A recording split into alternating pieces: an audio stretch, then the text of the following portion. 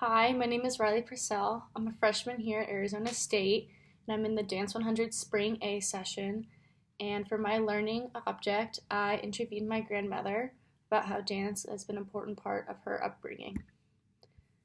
So, my grandmother lived in a full house, and she was the youngest of six kids. And so, growing up, she always looked up to her older siblings, and her older siblings were always playing music around the house. And so, she grew up surrounded by music and dance.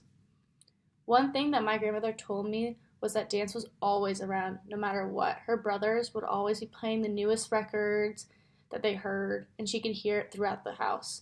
And another interesting part about my grandma was that she grew up in an age where rock and roll was just beginning. So the Beatles and the Rolling Stones. So much was changing that she said she couldn't help but dance.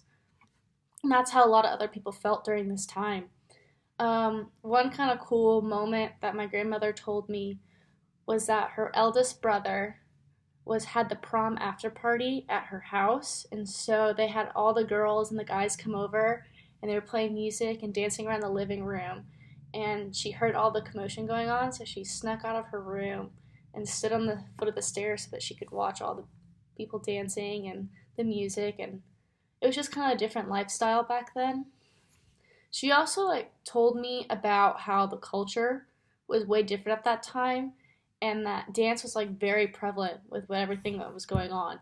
And so she used to rush home after school actually to watch the Dick Clark special at 4 o'clock, where they would show the newest dance moves, the newest trends, and whatever happened during that show, they would have her friends would have little parties and they'd reenact everything and dance together, which I thought was pretty cool.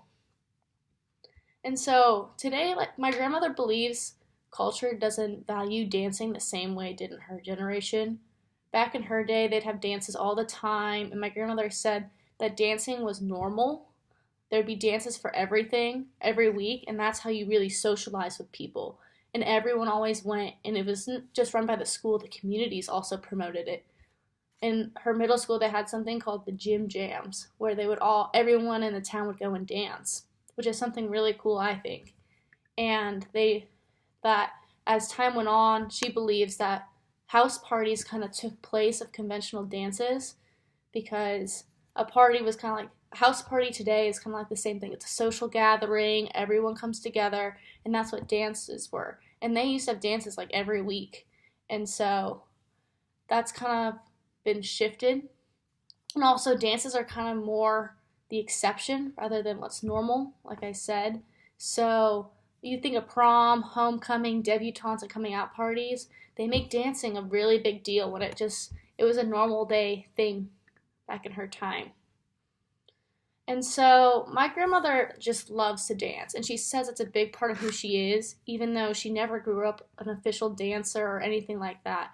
It was just prominent throughout her childhood and upbringing, and it's still prominent in her life today, which I think is super cool.